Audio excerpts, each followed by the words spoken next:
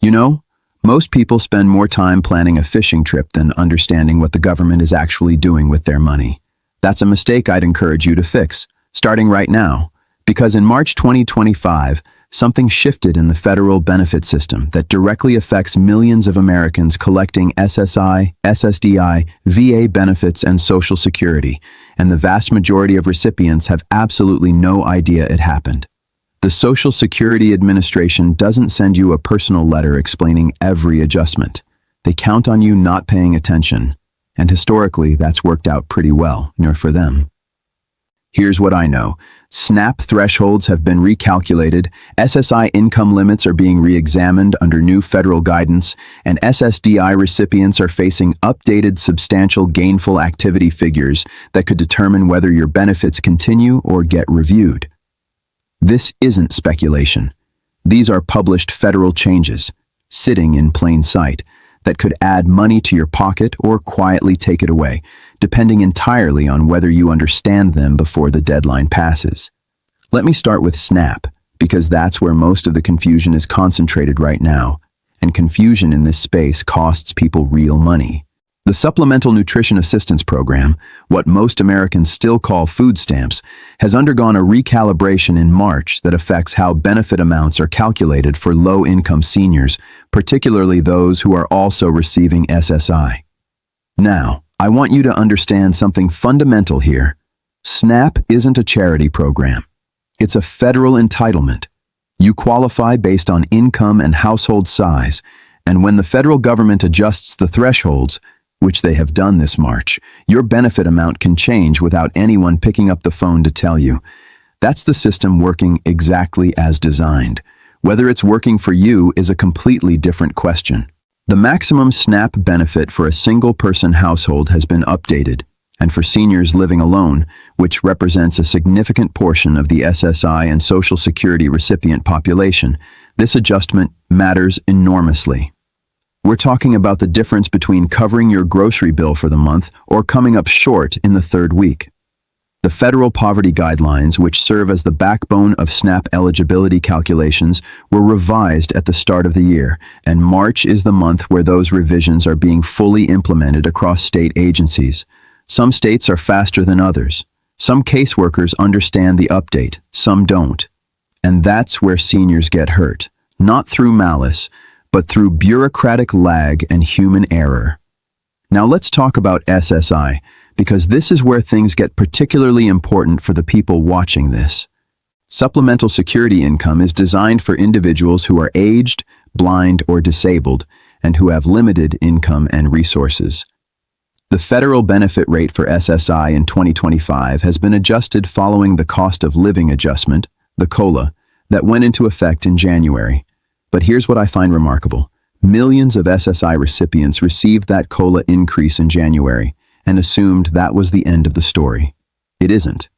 What happens in March is that state agencies begin reconciling those COLA adjustments against your reported income and living arrangements, and that reconciliation process can actually trigger a reduction in your state supplemental payment even while your federal SSI payment went up. So you might be receiving more from Washington and less from your state capital, and the net effect could be zero or even negative. This isn't a conspiracy, it's arithmetic. And the people who understand this arithmetic are the ones who keep their full benefit. The people who don't understand it are the ones who call the Social Security Administration confused about why their check looks different, and they sit on hold for 2 hours and never get a clear answer. I've seen this pattern repeat itself for decades across every major benefit adjustment cycle. The information exists, it's just not presented in a way that ordinary people can act on. That's what we're fixing today. Now I want to spend some real time on SSDI, because Social Security Disability Insurance operates under a completely different framework than SSI, and conflating the two is one of the most expensive mistakes a beneficiary can make. SSDI is an earned benefit. You paid into the Social Security system through your payroll taxes, and if you become disabled before reaching full retirement age, SSDI is the program that steps in. The critical number governing SSDI in 2025 is the Substantial Gainful Activity Threshold, the SGA. For non-blind individuals, the SGA for 2025 has been set at $1,550 per month. For blind individuals, it's $2,590 per month. What this means is that if you are collecting SSDI and you earn above these amounts from work, the Social Security Administration considers you capable of substantial gainful activity and your benefits are at risk. Now, in March 2025, the SSA has been conducting routine continuing disability reviews, CDRs, at an accelerated pace compared to prior years. This is partly due to administrative backlogs that built up during the pandemic years finally being processed, and partly due to updated internal guidelines on medical improvement review standards. What that means for you practically is this. If you are an SSDI recipient, there is a higher probability this year that you will receive correspondence from the Social Security Administration asking you to verify your continued eligibility. Do not ignore that correspondence. I cannot emphasize this strongly enough. People lose benefits every single year, not because they no longer qualify medically, but because they failed to respond to a CDR notice within the required time frame. The SSA interprets non-response as an inability to cooperate, and they will suspend your benefits on that basis alone.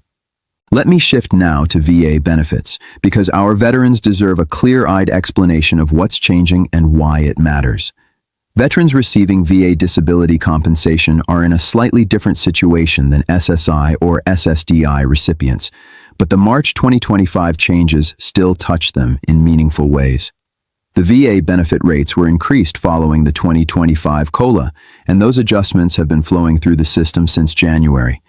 But what's happening in March specifically involves the intersection of VA benefits and Social Security. Here's the critical point. VA disability compensation is not counted as income for SSI purposes. That's a protected exclusion under federal law.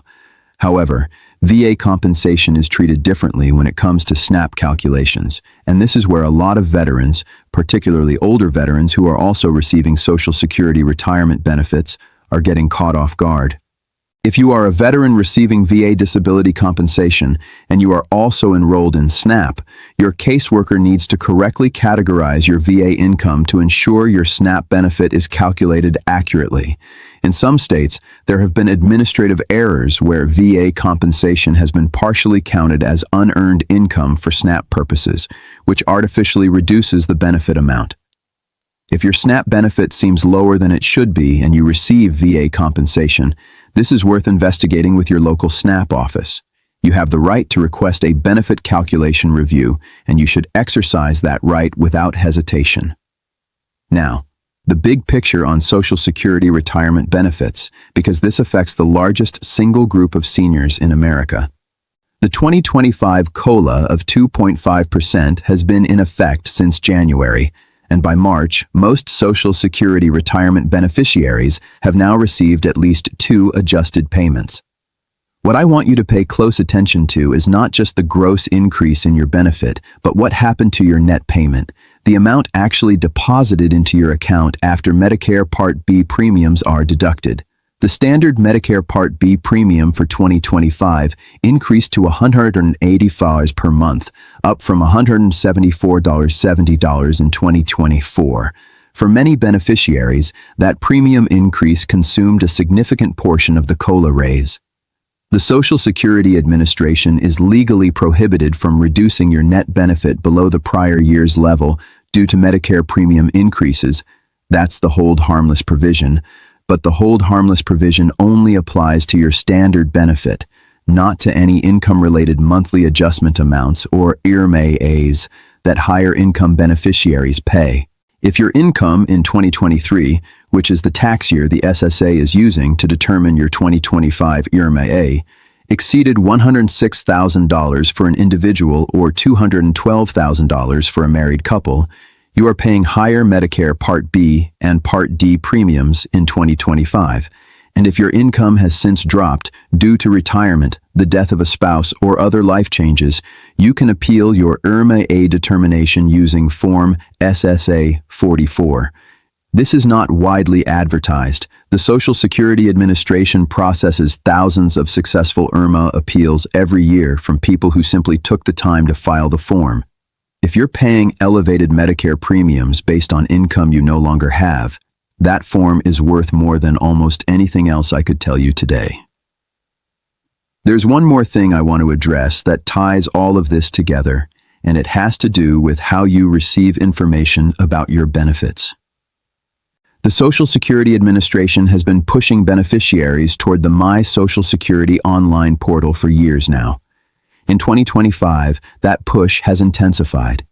Notices that were previously mailed to your home are increasingly being directed to your online account first, sometimes exclusively. If you have a My Social Security account and you haven't checked it recently, there may be notices sitting there that you haven't seen. If you don't have an account, I would strongly encourage you to create one, not because I'm enthusiastic about government technology, which is generally mediocre, but because the alternative is finding out about a benefit change, an overpayment notice, or a CDR request after a deadline has already passed. The portal gives you at least a fighting chance of staying informed in real time. And let me say something about overpayment notices specifically, because the SSA has been issuing them at a notably higher rate in recent months. If you receive an overpayment notice, you have 60 days to appeal it. You can also request a waiver of the overpayment if you believe you are not at fault and that repayment would cause financial hardship. Both of these are legitimate rights guaranteed to you under federal law. An overpayment notice is not a final judgment. It is the beginning of a process, and you have meaningful rights within that process, rights that disappear if you don't exercise them within the required time frame. The common thread running through everything I've told you today is this: the federal benefit system is not designed to be navigated passively. It is a complex, multi-layered system that rewards the people who understand it and quietly disadvantages the people who don't. That's not cynicism. That's just an accurate description of how bureaucratic systems function over time. The information I've shared with you today is publicly available. It's in federal registers, SSA publications, USDA guidance documents, and VA announcements. But it's presented in a language that was written by administrators for administrators, not for the 68-year-old woman in Ohio trying to figure out why her grocery benefit went down, or the 72-year-old veteran in Texas wondering why his net Social Security check didn't go up as much as he expected. That gap between what exists and what people can actually use is the most important problem in this space. And closing that gap, one conversation at a time, is exactly what we're here to do.